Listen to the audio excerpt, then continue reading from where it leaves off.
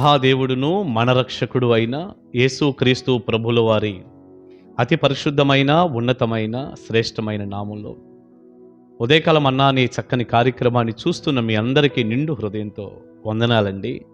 దేవుని మహాకృప మీ అందరికీ కూడా తోడై ఉండునుగాక. ఎలా ఉన్నారు? మీకు ప్రభువు పేరిట వందనాలు తెలియచేస్తూనే ఇదిగో ఈ రోజున ఈ డిసెంబర్ 25వ తేదీ మీ అందరికీ కూడా క్రిస్మస్ శుభాలు తెలియచేస్తున్నాను. యేసయ్య ద్వారా కలిగే సమాధానము, సంతోషం, ఆరోగ్యము, క్షేమము, వీటన్నిటికీ మించి రక్షణ ఆనందం నిండారులుగా మీ అందరికీ మీ కుటుంబానికి కలుగునుగాక. చాలా సంతోషం. మనం డిసెంబర్ 25లోనికి వచ్చాం. క్రిస్మస్ వాతావరణంలో మనం ఉన్నాం. ప్రియులారా, ఈ సమయంలో పరిశుద్ధ గ్రంథంలో నుంచి ఒక చక్కని మాట ఇలా మనం చదువుకుందాం. మత్తయి సువార్త 2వ అధ్యాయం 10వ వచనాన్ని మనం చూద్దాం. వారు ఆ నక్షత్రమును చూచి అత్యానంద భరితులై ఇంటిలోనికి వచ్చి తల్లి అయిన మరియను ఆ శిశువును చూచి సాగిలపడి ఆయనను పూజించి తమ పెట్టెలు విప్పి బంగారమును, సాంబ్రాణిని, బోలమును కానుకలుగా ఆయనకు సమర్పించిరి. ప్రియులారా, ఈ మాటలు జ్ఞానుల గురించి రాయబడిన మాటలు. ఎక్కడో తూర్పు దేశం, ఒంటెల మీద ప్రయాణం, కొన్ని సంవత్సరాలు ప్రయాణం చేసి వారు యోదయ దేశంలో ఉన్నటువంటి యెరూషలేము అనేటటువంటి ప్రాంతానికి వారు వచ్చారు. ఎందుకు వచ్చారు? ఆకాశంలో ఒక నక్షత్రాన్ని చూశారు. అది చాలా వింతగా ఉంది, అద్భుతంగా ఉంది. తద్వారా ఈ జ్ఞానులకు అర్థమైంది ఏమిటి అంటే, లోకరక్షకుడు పుట్టాడు, రాజులకి రాజు పుట్టాడు, ప్రభువులకి ప్రభు పుట్టాడు. మాకు ఆయన చరిత్ర మాకు తెలుసు. యోదయ దేశంలో ఆయన జన్మిస్తాడు, మేము అక్కడికి వెళ్ళాలి, ఆయన్ని చూడాలి, ఆయన ఆరాధించాలి అంటూ వారు యెరూషలేం ప్రాంతానికి వచ్చారు. రాజులు రాజుగా పుట్టినవాడు కదా, ఖచ్చితంగా ఆయన రాజగృహంలోనే పుడతాడని అప్పుడు ఆ యోదయ ప్రాంతాన్ని పరిపాలిస్తున్న హేరోదు రాజు దగ్గరికి వాళ్ళు వెళ్ళారు. వెళ్ళి రాజులకు రాజుగా, యూదుల రాజుగా పుట్టినటువంటి వ్యక్తి ఎక్కడున్నాడు?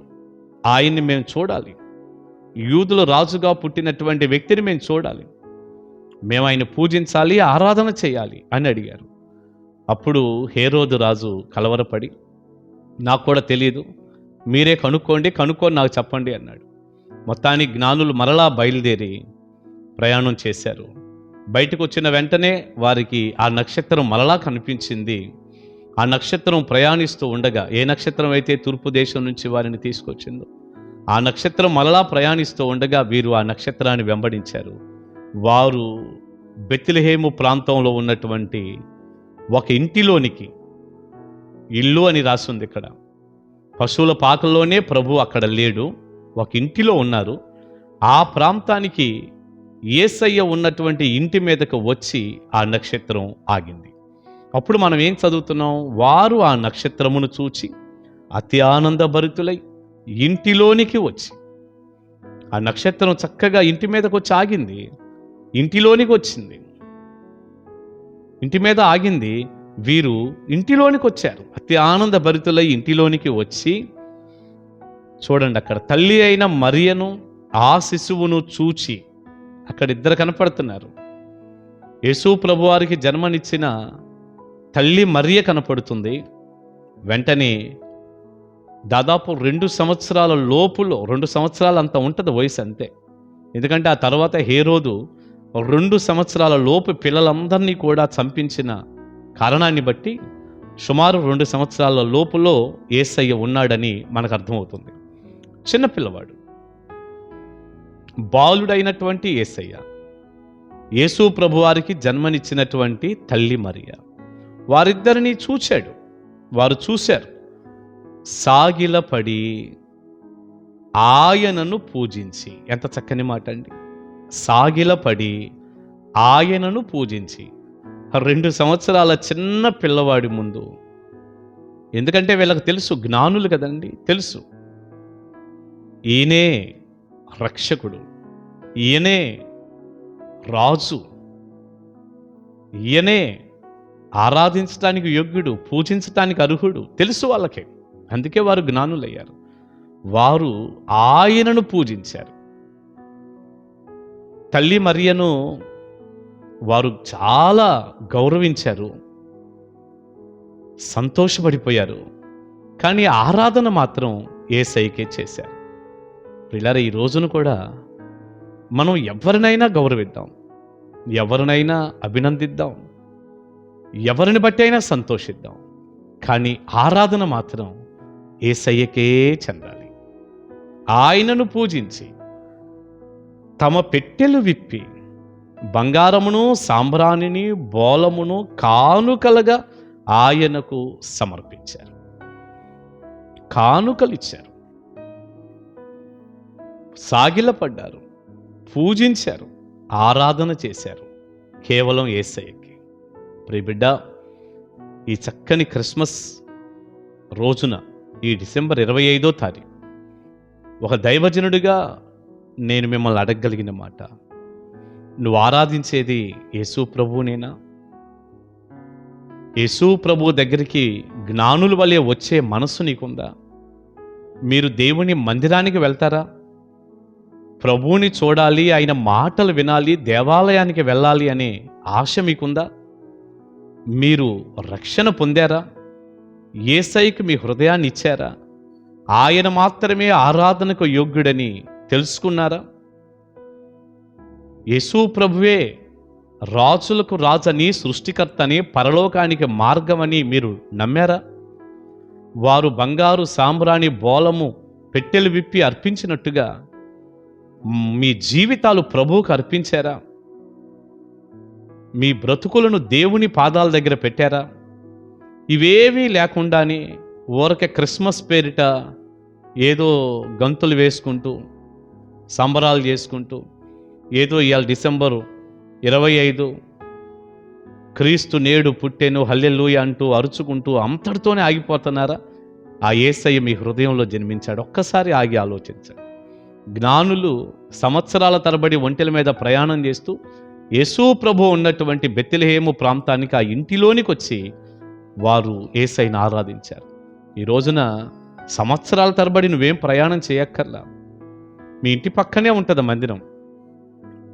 మందిరానికి వెళ్ళవు, జీవితం మార్చుకోవు, యేసయ్యకు హృదయాన్ని ఇవ్వవు, యేసయ్యను ఆరాధన చేయవు, ఇంకా చెడులో, పాపంలోనే ఉంటావు. ఎట్లా? ప్రియబిడ్డ, ఈ డిసెంబర్ 25వ తారీఖైనా నువ్వు యేసయ్యకు హృదయాన్ని ఇవ్వు, నీ జీవితాన్ని సమర్పించుకో, యేసయ్యను ఆరాధించు. మనుషుల్ని ఆరాధించొద్దు, లోకాన్ని ఆరాధించొద్దు, సైతాను స్నేహం పట్టి సైతాన్ని ఆరాధించొద్దు, పాపాన్ని ఇష్టపడి పాపాన్ని చేసుకుంటూ ఆనందించొద్దయ్యా. యేసయ్యను ఆరాధించు, యేసయ్యను పూజించు, ఆయన ఎదుట సాగిలపడు. తప్పకుండా దేవుడు నిన్ను దీవిస్తాడు. కనీసం ఈ క్రిస్మస్ రోజైనా ప్రభువుకి నీ హృదయాన్ని ఇవ్వచ్చుగా. జ్ఞానుల వలె ఆయన ఎదుట సాగిలపడచ్చుగా. ఈ రోజు నుంచి ప్రభువా, నీ వాక్యానుసారంగా నీ మాట వింటాన్నాయినా, నీ వాక్యానుసారంగా నడుస్తాన్నాయినా అని తప్పనిసరిగా నువ్వు ప్రభు పాదాల దగ్గర నీ జీవితాన్ని సమర్పించొచ్చుగా. ఒక్కసారి ఆగి ఆలోచించు. యేసయ్యని నీ హృదయంలో చేర్చుకో, ఆరాధించు, స్తుతించు. ఆయనే రాజులకు రాజు, ప్రభులకు ప్రభు. నేడో రేపు ఆయన రాబోతున్నాడు. ఆయనతో యుగ యుగాలు నిత్య జీవాన్ని నువ్వు పొందుతావు. ఇక ఈ లోకంలో అంటావా, ఆయనిచ్చే సంతోషము, సమాధానం, ఆరోగ్య క్షేమాలు నిండారులుగా మీ అందరికీ కలుగునుగాక. అన్నిటికంటే మించి ఆయనిచ్చే రక్షణ ఆనందం మీరు పొందుదురుగాక. ఆయన ఎదుట సాగిలపడి ఆయన ఆరాధించినప్పుడు కలిగే ప్రతి దీవెన మీ అందరికీ కలుగునుగాక. మీ అందరికీ క్రిస్మస్ శుభాలు మరోసారి తెలియచేస్తూ ప్రార్థన చేసుకుందాం. పరిశుద్ధుడా, ప్రేమ కలిగిన తండ్రి, బహుజాలి కలిగిన దేవా, మీకు వందనాలు. విత్తబడిన చక్కని సందేశం మీ పిల్లలకు దీవెనకరంగా చేయండి. జ్ఞానులు మిమ్మల్ని ఆరాధించటానికి ఎంత చక్కగా, అయ్యా, ఎంత ప్రయాస అయినా కూడా వచ్చి మిమ్మల్ని చూసి ఆరాధించి వెళ్ళారయ్యా. వారు పెట్టెలు విప్పి మీకు కానుకలు ఇచ్చి వెళ్ళారు. ఈ వర్తమానం వింటున్న ప్రతి బిడ్డ కూడా మిమ్మల్ని ఆరాధించటానికి, నాయనా వారి హృదయాలు మీకు సమర్పించటానికి, వారి జీవితాలు మీకు అర్పించటానికి సహాయం చేయండి. తద్వారా కలిగే దీవెనంతా బిడ్డలకు ఇవ్వండి. సంతోష సమాధానాలు ఇవ్వండి. క్షేమం దయచేయండి. మహిమ మీకు ఆరోపిస్తూ యేసయ్య నామాని ప్రార్థన మనవులు అడుగుచున్నాను తండ్రి. Amen. Amen. God bless you. దేవుని కృప మీకు తోడై ఉండునుగాక. మీ అందరికీ మరోసారి డిసెంబర్ 25వ తేదీ క్రిస్మస్ శుభాలు తెలియజేస్తూ ఉన్నాను. కలుసుకుందాం ఉదయకాల మన్నాలో.